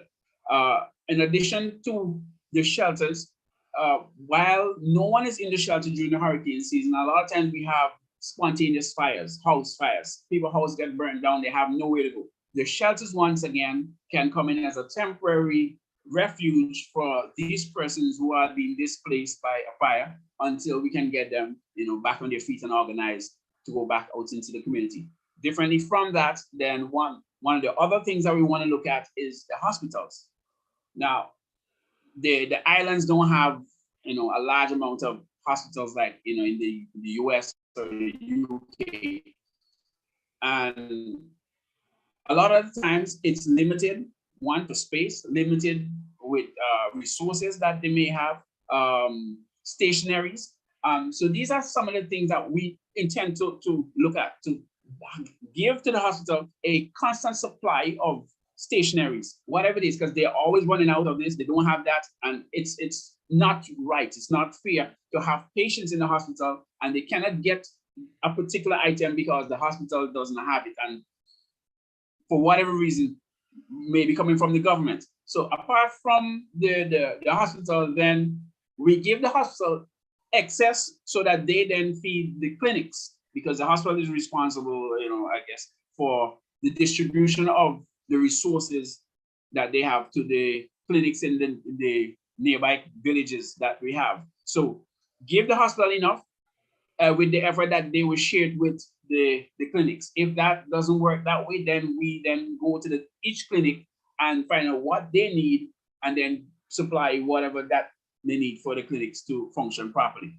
So there are other major problems that we have, but this is just one that I want to zero in on. And I would just like to ask all the other folks in the Caribbean region who feel the same way that we do here in Antigua and want to join forces with us, feel free to reach out to me or anyone that you may know. So Hey, Albert. Hey, Albert. Can you hear me? Yes, Chris. Oh, Albert, we were supposed to talk about this next Tuesday, but you brought it up now, and Janet Butler's texting me right now. They actually have something, they have this already happened in place, and she would like to know if you would join her with it. And next Tuesday, actually, it's not gonna be next Tuesday, maybe. I'm actually having surgery next Tuesday. I have a hernia I'm getting fixed. So that might get postponed depending how I feel that day. But she, I asked her if she wants to talk about it, join you in there and what they're doing. You guys can get connected and we can talk about this next Tuesday or the following Tuesday after that. Or you guys can do it and I can watch from my hospital bed and watch what's happening. So you get with Janet Butler. She'll get a hold of you. Okay, Albert? All right, man. Appreciate it. Thanks. All right. You're welcome. Thank you. Okay. Richard, my face is smooth as a baby's rear end. Go ahead, buddy. I'm sorry. I love all you beautiful men, women, and children of the world from the bottom of my heart. You know, Mike, you're right. And again, as you notice, I got off a few times because of tears again. Chris, you keep on bringing people that are making me cry. You know, I've seen poverty. I mean, I've seen poverty here in Canada. I've seen it in the US. But Ghana, Africa, PNG. Hi, Nancy. Nice to see you. PNG's in the house. You know, it's sad. It's really sad. Number one, what Oblast has to do is make sure that the people that we want to help are educated on the equipment or whatever is needed to do the job. So Academy comes into there. We supply them the equipment, the seeds, whatever, and then they themselves, and I bet you that all the teenagers in those countries would be very happy to learn how to drill wells and, you know, same with the food. They were saying the food gets spoiled because of lack of transportation. Well, geez, there we go. We supply the transportation. They supply their manpower. They make sure that it gets to the people. So Oblast really is going to be there to give to the people the power of taking care of each other. Forget the governments. They're corrupt. They're gone. We're the correction to that corruption. So we got to make sure that it gets into the hands of the proper people. Like one was saying, I've seen a whole ship being sent to a country, and as you said, the government turned around and sold it instead of giving it to their people. And this is food and everything that we sent with our money over there. We've had Haiti, for example, $36 billion was given to Haiti. Where did it go? I'm not going to say the word, but it went in politics pockets, politicians' pockets. And Haiti is the same way as before that $36 billion was given to them by the world. So we, as On Passive, have to make sure that if we do have 30 million or 40 million, that it gets in the proper hands, so that the people that need it are the ones that receive it, and they're the ones that can help one another to bring society to what it's supposed to be. We are the correction to that corruption. Thank you very much. I love all of you. Big kiss and big hug to all of you. Thank you for listening to me. Richard, thank you very much. Guys, don't worry. Asking Farah, as you know, is a very intelligent man. He just doesn't put something together. He thinks it through. And he's got some pretty smart people that anything that he's got going or is going to get going, he'll have all the right connections. So don't worry about money going to the wrong place. I guarantee you he'll have it all figured out. So, okay, guys, it's let me see what time. I can't even see. It's about 12 minutes to. We got a lot of hands. So, Leon Holiday, go, go, go.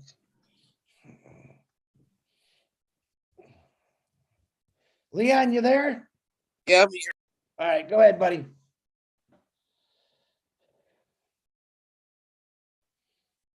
Leon, you muted yourself again. Yes. Can you hear me now? Yes, sir, I can. Go ahead, Leon. Okay. Yeah, Richard, get that money to Dr. Benny, like I believe she'll do exactly what she's gonna do with the money. But anyway, I got into Passive because of water and waste. I'm a water and wastewater expert. That's my profession. So I ended up doing other things because the Filipino community that I'm involved in, we are right now sending packages and buying food for the volcano people in that just happened in the Philippines. And one of my people in El Paso, they're over there with our Southern California Division of Sustainable Living. They're over there going to be buying tons of rice and food. And just like the gentleman said, we make sure it's going into the right hands. And I too know of situations where people locally was collecting millions and millions of dollars to send it to Ethiopia through Ethiopia famine. That money never made it because the people on this end kept the most of it and they was bringing in checks after checks. And all they did was they took a plane of food and a plane of clothing and they paradropped it over into Ethiopia by parachute. And it all ended up in the hands of the rebels and not the people that was starving. And then the people here on this end ended up with the money in their pocket, and the FBI stepped in and they did nothing wrong because they put it right there in their paper. You got to read the paper. They say so much percentage is going there. The rest of it went to their pocket. So you like the corruption to the people, you got to make sure you know where your money is going. And like I said, I can't wait to get involved into these water projects, no matter which country, whether it's Guyana or wherever, because my background, I can help people, village by village, make filters and learn how to take the water and filter and clean it at the local resources. And like you said, all it takes is a computer, maybe a little training, and people can start making these filters and learn how to, once they get it to a certain level, how to boil the water and can drink clean water every day without getting sick and saving a lot of lives. So I'm not going to say too much because I know we ain't got much time. But like I say, we're with the right people. We got a lot of people. We got thousands of people wants to do the right thing. And so that's all it takes for us to get started. Thank you, Marty. And Chris. Thank you, Leon. Don't you ever call me Marty. Yeah. All right, no, I'm just joking. You can call me Marty anytime you I want. know. A lot of respect for that, man. Yeah, thank you. Okay, guys, it's 9 minutes. So I hate to say this. Let's keep it down to 1 minute. I want to get you all in. Harold, go ahead. Thank you, Leon. Thank you. Good evening, everyone. Chris, I don't have much to say because the previous speakers have covered much of what I had in mind. But I wanted to commend Grace and her team for giving a fantastic presentation on the situation in Guyana. These problems, unfortunately, are something that hasn't just occurred. They've been going on for years, decades, and it's going to take a while for them to be resolved. But I do believe, like you said, Mr. Mufari and his heart has a way to alleviate the problems through humanity. They're not going to be advertising, like you said, send $19 to here and we will do this and that and that. They have, I believe, with the guidance of these people, the beginning of the Guyana wanting to do the right thing for their country, with the resources that we'll have in UNPASSIVE, I believe a lot can be accomplished. Thank you for letting me share. Harold, thank you very much. Wonderful, short, to the point, right on the head, brother. I appreciate you. Bruce Christian, you got 1 minute. Go ahead, brother. I'll do my best. First of all, I want to say healing hugs and loves and prayers to Grace, and I hope she feels better. And thank you for a wonderful group of compassionate people you brought to us tonight. You know, one thing is very important to remember. UNPASSIVE is a done deal.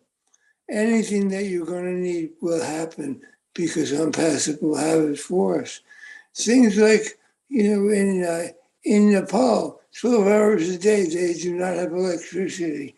They don't have it because the government holds it, because they keep the oil and that stuff. But the one solution for that is just get solar generators and get your own electricity.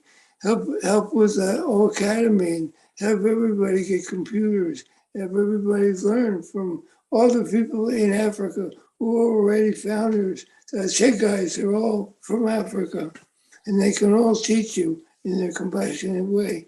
So anyway, because I only have 1 minute, I'm going to try to keep this down, Chris. But what's very important when it comes to the water thing, any agriculture needs fresh water, good water. So it's very important to make sure that you have proper irrigation and proper filtering of that water so that you don't get the cholera that the floods cause all the time, because that's a dangerous thing in all of Africa.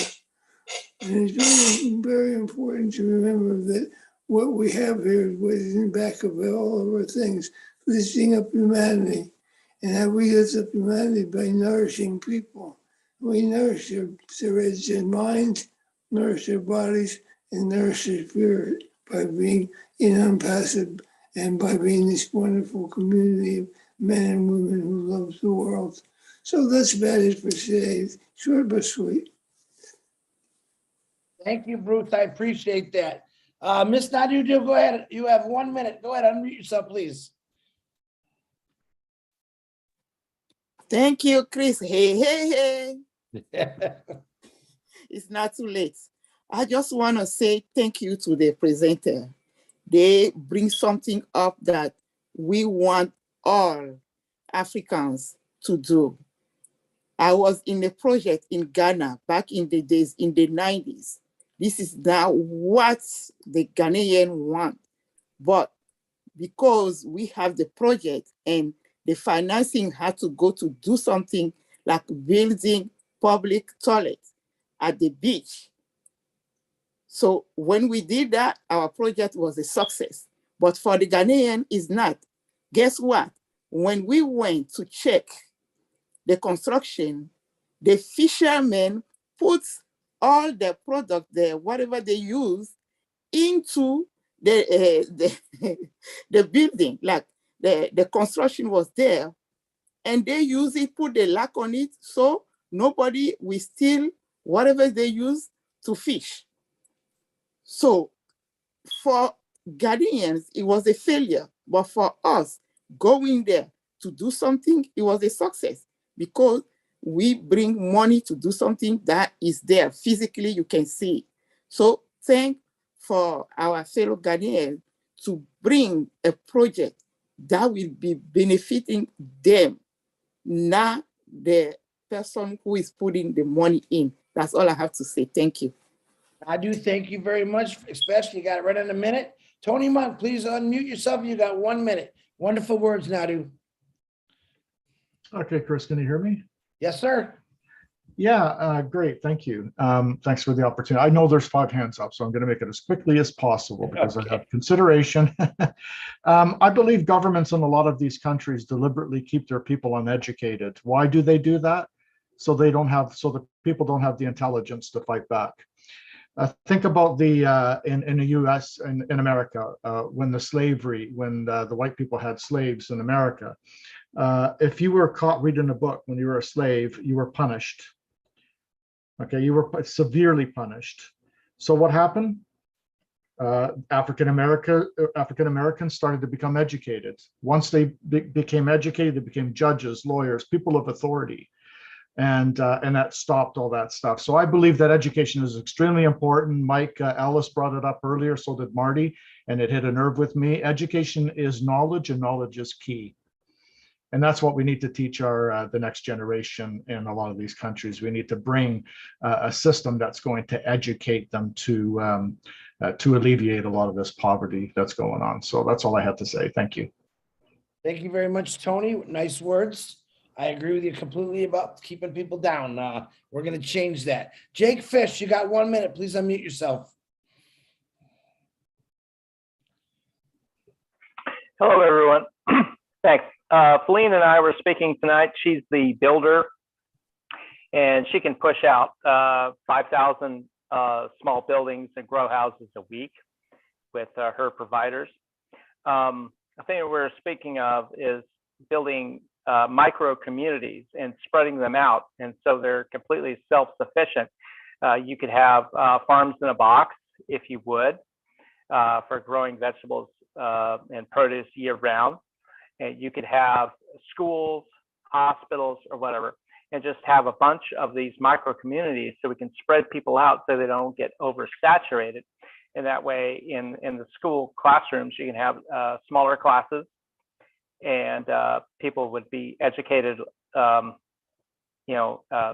lot better in smaller classrooms. Also, having micro communities, you can produce jobs to where people are growing their own produce. And this way they have fresh produce and food year round. And in the areas where they have the rich soil, we'll take advantage of that and grow food. But I think we have to spread people out a little bit, make micro communities that are self-sustaining. And that way people are not on top of each other. And that'll take competition down. And we also have to have boots on the ground from On Passive to make sure that all these things, that there is no corruption, that every single event that we plan gets carried out. And that's all I have. Absolutely, Jake. Thank you very much. Tom Taylor, please unmute yourself. You have 1 minute. Thank you, Jake. Okay, guys, I want to tackle a subject Chris. of why the way I see it, why there are so many problems in this world and not being tackled the way they should be. And it's one simple word called ignorance. Now, a lot of people see ignorance as an insult or as a negative word in general. I don't. I see ignorance as something perfectly natural because we are always ignorant before we are actually educated about something. And before knowledge, there always will be ignorance with a lot of people. The solution to ignorance is very simple. It is knowledge passed on and usually best achieved via education. The reason I feel this simple truth is worth harping on about is that a lot of problems in life, no matter where or what country, are misunderstood as problems when in fact they are just pure examples of ignorance. Now, we got a lot of fantastic leaders in our group here, and I feel sincerely that if we can overcome this ignorance by setting an example, doing good deeds, whichever course it may be you would like to pursue, that will create a ripple effect. Ripple effect starts, as you know, with one drop in the water, the ripples go out, and eventually the ripples will be getting so big that they may, in some cases, create, in a positive way, create a tsunami. Now, that will create excitement. Any form of good excitement is contagious. And once people see what's going on around them, once people see the results happening, once people see what you guys have started, there will be no stopping us ever. Thank you very much. That's all I got to say today. Keep up the great work. Tom Taylor, I really appreciate how you said that. I didn't know where you were going at first, but that was it's one of the smartest ways I've ever heard ignorance talked about. And I appreciate those words. I think everyone else did too. Tom, thank you for bringing that up. I appreciate you. Okay, might be another beautiful sister, Marie Pendy. Please unmute yourself. Thank you, everyone, for bringing the problem of Ghana, everybody who presented today. I have to say that Ghana is even much better developed than some other African countries, like the country that I'm from. Ours is ravaged with poverty, corruption to the lowest level. So it is a real chronic issue. Marty brought up education. Mike did the same. Dr. Benny brought up the loopholes that we have to get over in order to do something for the people. And somebody else said we can do something without having to go through the government, which is all true. Because of the level of corruption all the way to the top, even the things that we do that we don't have to go through the government, it will be looked at as jealousness by the government, and they'll find a way to destroy or sell or stop the progress. So there have to be some kind of oversight monitoring that if you give something for the people, it should be maintained and monitored by outsiders so that the people who are intended to have the benefit should reap the benefit. That's how chronic, especially my country, Cameroon, is. So thank you. It's a problem that is all over most African countries, and my country, I think, is the worst. So thank you. We are going to be leaders to lead this charge and change the world through education for our younger generation. That's all I have to say. Thank you, my sister Marie. Beautiful words. Engineer Mike, I know you have an answer to Dr. Benny's question. Go ahead, brother. You got 1 minute. Mike, you got 27 seconds. Good evening, everybody, all our leaders. Yeah, thank you for the Ghanaian team for bringing this up. It is a cankerworm in Africa, corruption. Everybody knows that. It's not something to be hiding or to say no to it. So, but we have to say no to it, standing up and saying that ONPASSIVE is the answer to that problem, which is corruption. So we are the correction to corruption. So I just want to say something here because I happen to work in the road construction as a road construction engineer in so many countries in Africa some years back. So these countries, how it was coming is people make donations internationally and send for us to do the road constructions. So when the money comes, the government, I don't know how they partition it, but at the end of the day, we don't get the payments for the workers.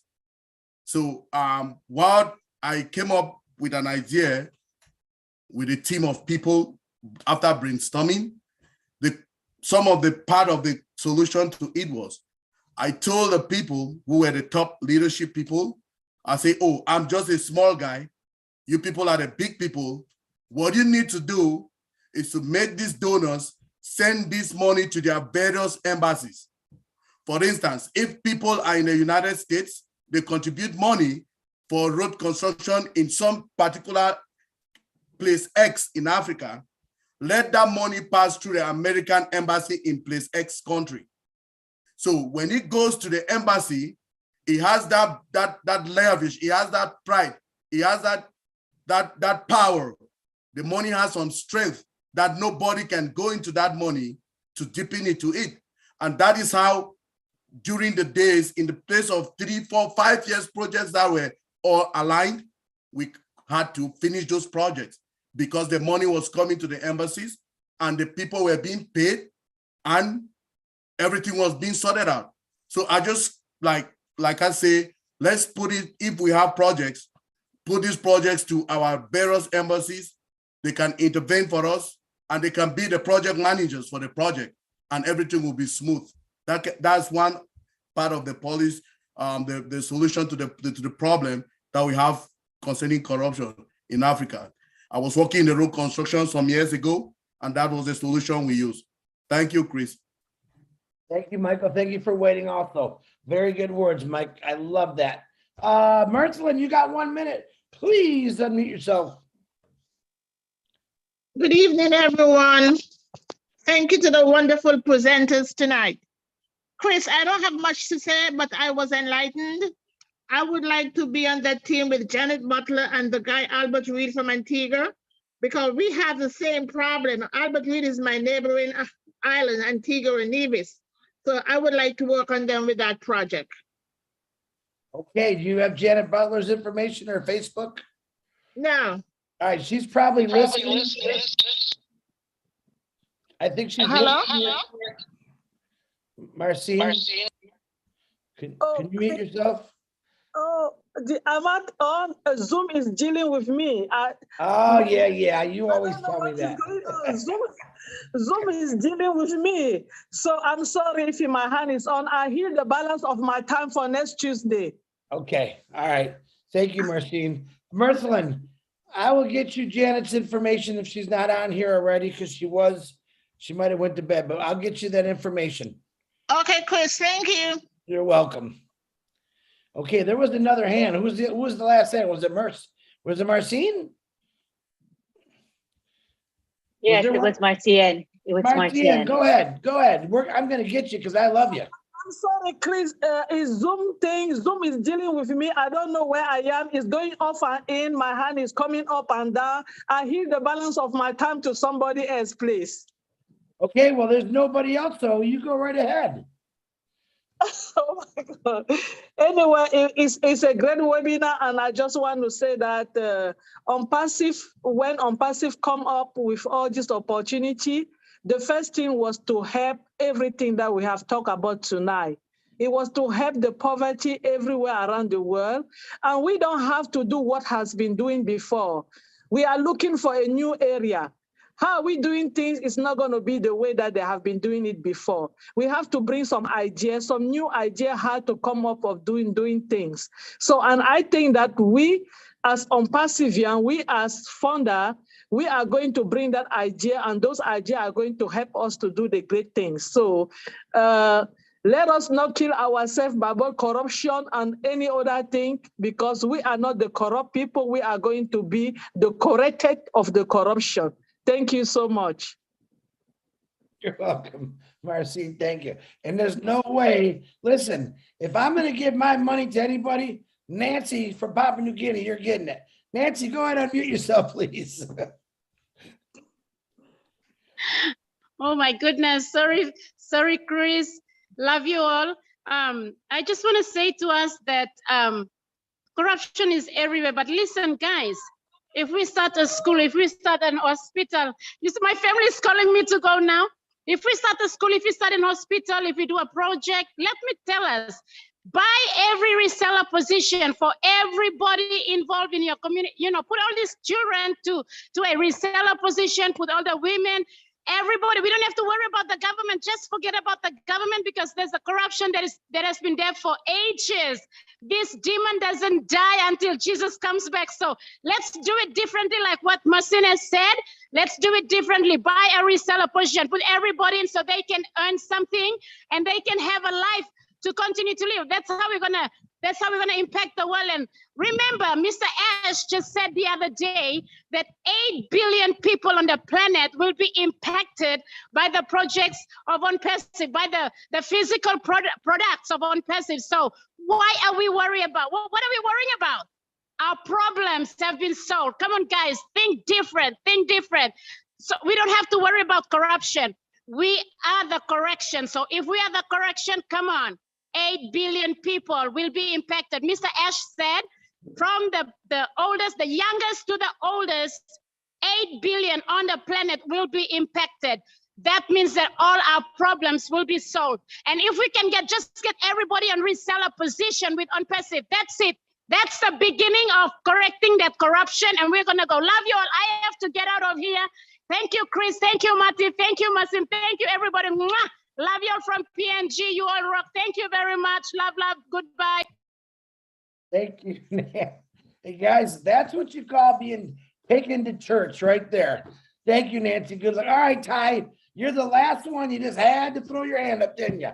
Look, yeah, Marty's giving me the fist now. Go ahead. Nancy, and Nancy's the one that started. She got me started. I'm sorry, I can't help it. I love that. I love you, Nancy. You crack me. You're amazing. That's right. That's right. God bless you, man. Thank you. Thank you, Ty. All right. Nice to hear. All right. We did it. We did it. We did it. We got everyone's hand in. Sorry I had to rush you, but we actually made pretty good time. I want to personally thank Daryl Cook, who just finished the notes. Daryl Cook makes all the notes for the show. I want to thank Lynn Nakamoto for running the show, running the panel, bringing people in. Let me know what's going on. Julie Wen for running the panel. Let me know what's going on in the advertisement. Marty for opening it. I appreciate all the leadership that came on here tonight. Mike Ellis was a surprise for me. Thank you, Mike. And I want to personally thank I'm saying it right, Ghana. We're talking about Ghana, right? Where's Grace? Grace and Frank. Is it Frank? Yes, Frank, Chris, I'm here. Do me a favor, Doug. I know Grace doesn't feel good. First of all, I'm here. I want to thank you guys all for coming on here. But I also would like you to call, because I'm terrible with names and I'm looking for everyone. I know you don't feel that good, Grace. So if you want to give, let Frank call it out. Can you call all the names out so we can show our appreciation to all of you? Whoever wants it, Frank or Grace, your call. Frank, please. Oh, thank you, Grace, and thank you, Mama Grace. Yes, I have Brother Edward Ampedu, our sister Anita Boaji, Sister Laurentia, Wahamina, and Sister Echa Bafo, and of course myself, Frank, and Mama Grace, wonderful woman. We just want to say thank you so much for welcoming us, for giving us the opportunity to share our issues back home with you. And we appreciate all the support, the opportunity given us. And we are glad to be part of this wonderful family. We pledge to give back to our country and make Asheville proud, because that is what his vision is, to enable us to also enable other people. Thank you.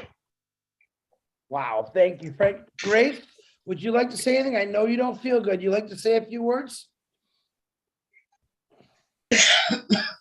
Oh, you got it all over me. Go ahead, Grace. Thank you, everyone, for coming.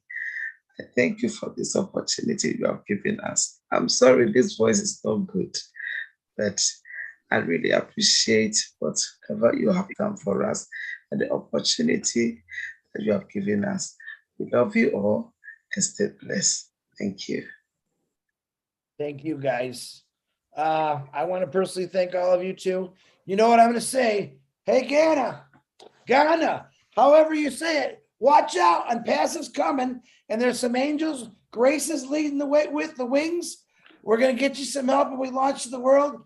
Be patient, stay tuned, because we are coming. Guys, unmute yourself, say goodbyes, and then go to bed. Yeah, good night. Thanks, guys. Thank you, everyone. Virginia.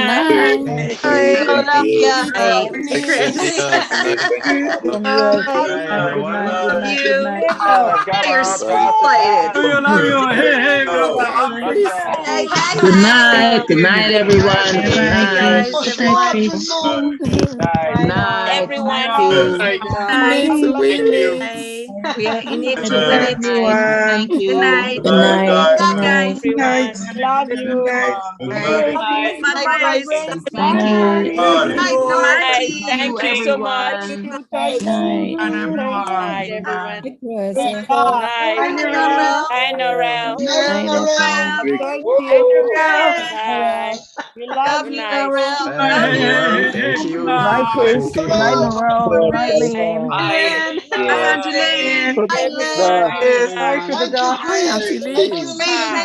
Thank you. Yes. Bye, Richard. Bye. Bye.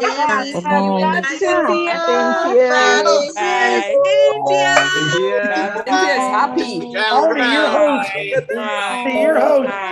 Good night, Lori.